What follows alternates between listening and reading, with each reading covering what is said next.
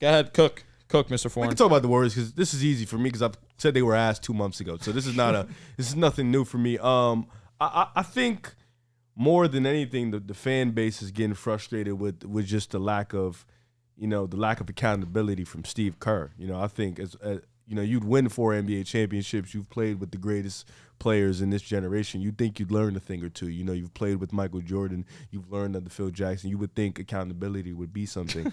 And I think it's interesting. I know. What? Nod your head. What are you talking about? And I don't know. I don't know what you're talking about. No, I'm looking at the Suns. They went on a 7-game win streak. That's what I said. Yeah, in the month of November 15th to January. November 26th. The third, fourth week of the season. That was when KD and Booker were playing together. Yes. Though. And then, as of recently, Who'd they beat, out of curiosity? Sorry. Okay, I'll tell you. The Jazz twice, the Blazers, Golden State, Memphis, and New York. Oh, God. And they beat Minnesota. And they blew out Minnesota, actually. Minnesota played that Minnesota game. Everybody played. Okay. Yeah, they blew them out. The game was over before halftime. And then as of recently, they went on a 4-game win streak before they lost to the Clippers. They beat the Rockets, the Hornets, the Magic, and the Blazers. The Magic and the Rockets are some good wins. That was the Rockets on the road? It was in Houston. That's a good win. It was in If Houston. it's on the road, That's that's bad. not a good win. Warriors. Yeah, the Warriors. Steph's playing great. Clay found his rhythm a little bit, but still defensively, situational basketball, rotations in key minutes. I know like the numbers favor Chris Paul in those lineups, but I'm telling you, watching those games in certain situations, Steph and Chris Paul is not the ideal lineup you want in certain situations. It could work at times, but Kerr has to understand. I understand riding with your guys. I really do. I understand sometimes you want to go out with the guys you came with. But at the same time, if you see the young players playing better, if you see the young players bringing more energy, why not let them finish the game? Why not let them continue that? I don't think the Warriors are good as currently constructed. I've seen, them in Siakam talks, Zach LaVine talks. I guess those are moves that'll keep you in the playoff hunt, like keep you gunning for a playoff spot. But Siakam would be awesome. It would be cool. Like it definitely. I don't think it'd make you a contender, but it definitely makes you a playoff team. I don't think any move does. Yeah, and I think if you want to salvage what you can from a great Steph year, you want to be a championship team, and I just think that's not a close goal, especially with Draymond out the lineup. You don't know how he's going to come back, So this team right now is just in a bad funk. Steve Kerr is not playing up to the level of competition he should be playing as a coach, and you mismanaged the draft. You've mismanaged the stock you've put in your young players as your top 10 picks. Like, there's just no way about it. You've mismanaged Kaminga. You've mismanaged Moses Moody. You've done great with Brandon and Trace Jackson. Trace Jackson. Jesus Christ. You've done great with those two guys, which is ironic because they weren't lottery picks. So something must be a little fishy with who you like and who you don't like. But you've done great with those two guys. But for some reason, the young dudes you just not really vibing to, which is fucked up because I love those guys for sure. But I'll take Moody. I would love Kuminga. He fits into our TPE. Bro, he's a beast, man. But Steve Kerr, man, the fan base wants Steve Kerr's head. I don't know if they'll figure it out in time. They're like 2 games out of the play-in spot. So if being a play-in spot is cool for you, keep the roster. What if Kaminga went to the Celtics? You wouldn't play. Or he'd be off the bench. You'd have nothing to trade the Warriors. No, we have picks. We don't need to match our money. We don't have any money. Let me ask you a question, Riv. TPE and picks. That's all we got. Let me ask you. Yo, talk to me. Last night, with Kaminga getting pulled, I fell asleep in the third. Okay, fair enough. I don't know if you got a chance to watch the game back. I did. Okay, I figured that. If you watch early on, Kaminga's defensive effort wasn't great. What, his effort, or he was just getting beat? His effort is always great on the defensive end. A little bit of both. So, what is the main reason Kaminga is being pulled the way that he is? Because scoring the basketball, I saw him make some smart plays. He had a chance to take a wide open 3, decided against it, drove to the cup. He got pulled after an and 1 on Jamal Murray. So I don't know because he said it in a post game. They don't really tell him why he gets pulled. They don't tell him what he does wrong. They just pull him. So he never really knows. The thing about the defensive effort is, well, if Wiggins isn't playing good defense and Kaminga's out there, you just got to fucking live with it at that point. Because one thing I've seen about Kaminga, he gives the effort. He's just either he's too aggressive or his IQ isn't there. But every night he gives a defensive effort. Yep. Like the effort is there every single night. He just has to work on the kinks and the niches of defense. But offensively, he was getting to the rim. We needed to get to the rim. Definitely. The jumpers weren't falling. He was pretty much abusing any little matchup he had. Why not ride with him? Why not try a different lineup when you're down, when you basically just blew an 18-point lead with four minutes left? You try to sub in Davis. You got Looney in there. Now you got Chris Paul and Steph in there. Aaron Gordon is literally abusing your lineups. And the only athletic body you have to bang with him is Kuminga. You don't try him out. It's just stubbornness. Of the lineups that have over 100 possessions or more, your best lineup is Steph Curry, Chris Paul, Klay Thompson, Jonathan Kuminga, and Kevon Looney when it comes to point differential. And that wasn't the lineup he played in the clutch? It was not. It was not at all. So that's where offensively it's your best lineup where you guys are still a top. If I'm not mistaken, you guys are number 12 offensive rating. I could be wrong on that. I know you're in that vicinity. And then defensively, it's not like you guys are this terrible of a unit.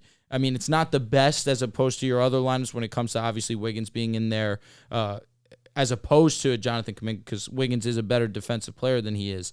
But offensively, I mean, why would you just shy away from that? That lineup? Yes. Listen, I don't know why Kerr does what he does. I don't know.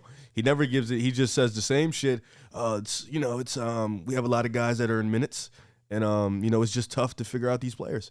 And that's the same thing you get every night. It's just he doesn't really give a definitive. I think the main issue is, and somebody said this on Twitter, it was probably a good one.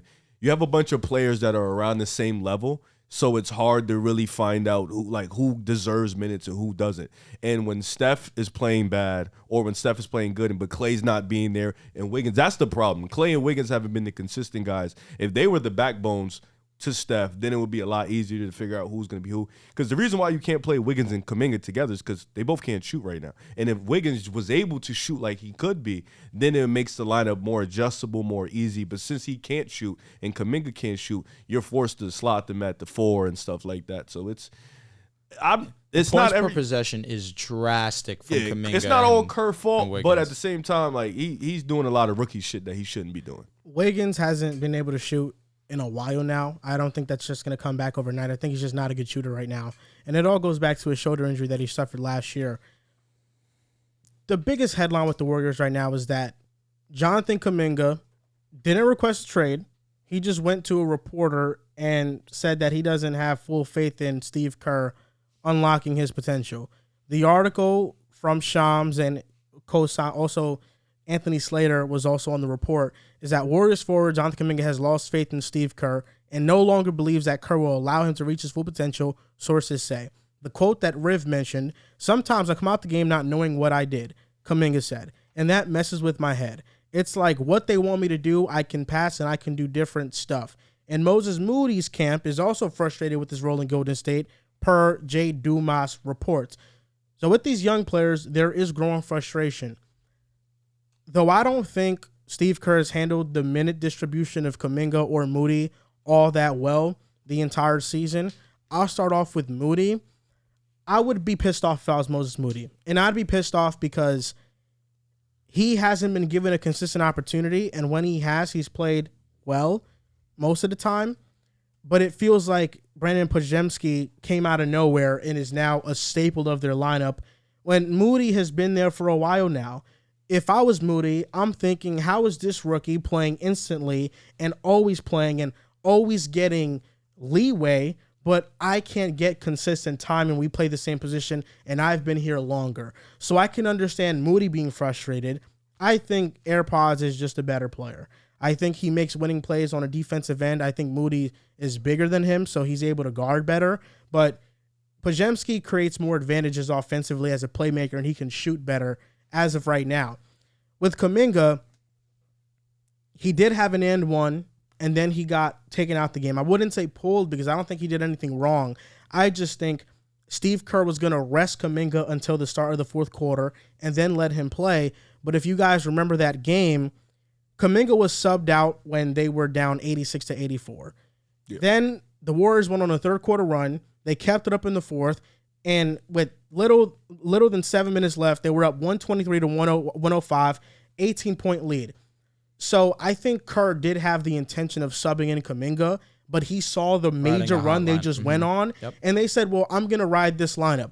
Then the lead lineup that blew the lead. Yes, then the lead evaporated like that, which is unfortunate because this win could have been a momentum changer for the Warriors season in a positive direction. Instead, it went the negative way. So then the lineup blew the lead. You know, he subs out Kevon Looney, Trayce Jackson-Davis goes in there, and I thought he gave them some solid minutes. The defensive lapses were apparent. They were leaving Peyton Watson open, Aaron Gordon open from three at times, which, I mean, if you're the Warriors defense, you're going to live with that lineup to help out on the pick and roll of Jokic and Murray. So I'm not too mad at that. I really think it's just the offensive sluggishness. If you're telling me that you'd rather have Kuminga over Wiggins in that moment, I agree with you. But I think Steph Curry should have stayed, of course. Chris Paul should have stayed. AirPods is playing really well. He should have stayed. And then Trayce Jackson-Davis was all right. That's not a good lineup. It's not a good lineup, but it was the best lineup. So I think if anything, you're taking out Wiggins for Kuminga because in lineups they've been in together, they're minus 66. So they haven't been a positive duo when they're in the lineup together as a combination. So I think Steve Kerr he saw this group build up the lead, and even though they blew it, he was waiting on them to figure it out because he didn't feel like the wing position, the perimeter defense was the one that blew the lead. It was just Jokic bullying inside. And with all respect to Kaminga, regardless if it's Wiggins or it's Kaminga guarding Jokic or Aaron Gordon down there, it was still going to be a mismatch. So I think Kerr just rolled out with the lineup. Dude, I think Aaron Gordon had like 14 points in the fourth.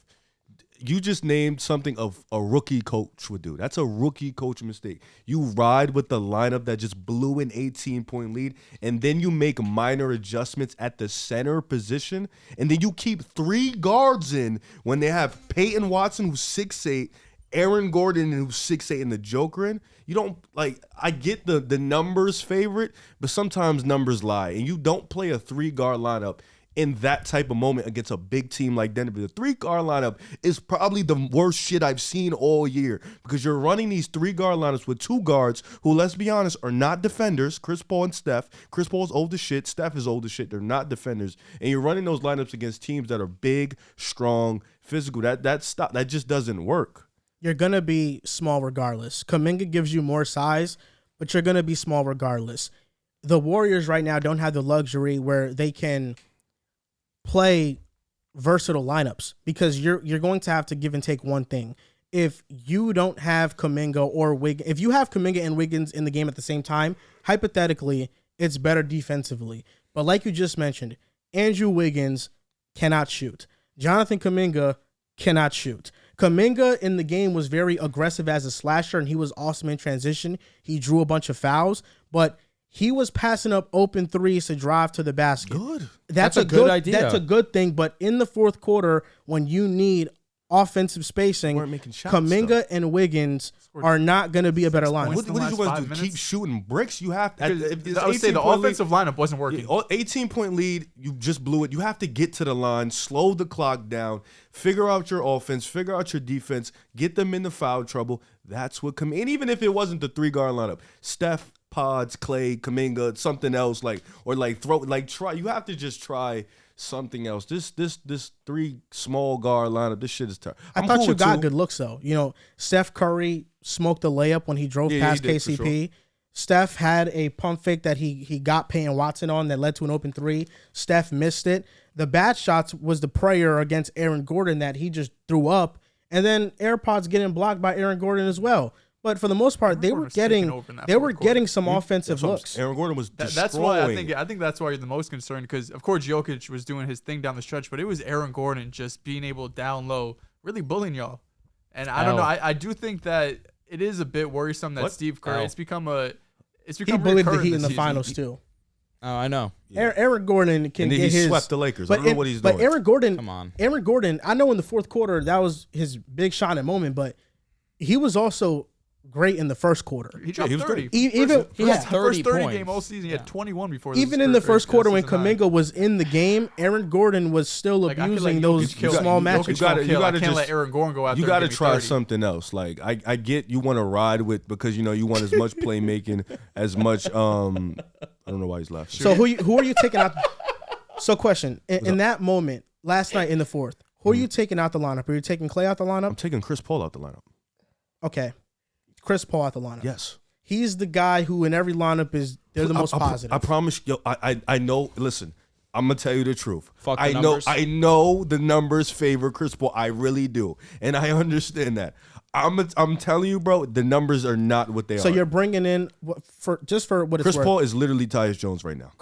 Well, that's fine. That's a pretty good player. Yeah. No, that's what he is. Those numbers, I'm telling you, it's not what you think it is. Chris They're not Paul, plus 17 better than a lot of teams. Chris with Paul that lineup. in the starting lineup is shooting 50% from three. Congrats. Let's just say that. So you take out Chris Paul, you get more size defensively, even though most of the defensive lapses came off of rotations and open 3-point shots. For sure. They gave up 3-point shots to Payne Watson and Aaron Gordon, something that you're going to live with. Offensively, now your spacing becomes much worse. With Potts?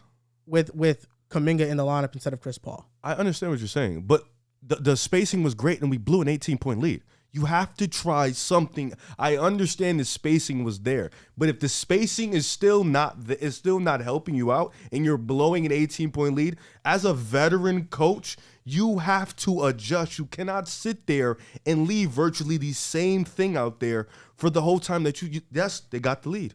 And then what they did, they blew the lead and said, my thing is your small regard. Joel, this hasn't happened. This is not the first time this has happened. I was gonna say your defense has just been bad all year long. Yeah, but this is not the first time. Kaminga's not gonna fix that.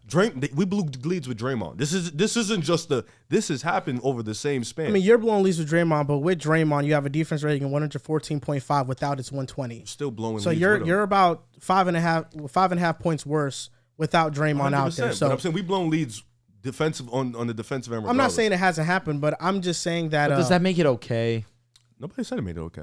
But so. What's the point of saying that though? That we've blown leads all year. Yeah, but this one. Because you said our defense has been bad, but it's regardless of who's been in the lineup, we've been blowing leads. I just want to make it clear. I think Kuminga should play more. I'm not saying he shouldn't. There's play just more. no right lineup for the Warriors. Is essentially that statement. It's not. No, you're misinterpreting what I'm saying. I just think because you guys lost. I'm interested. Can you just let me know what you mean?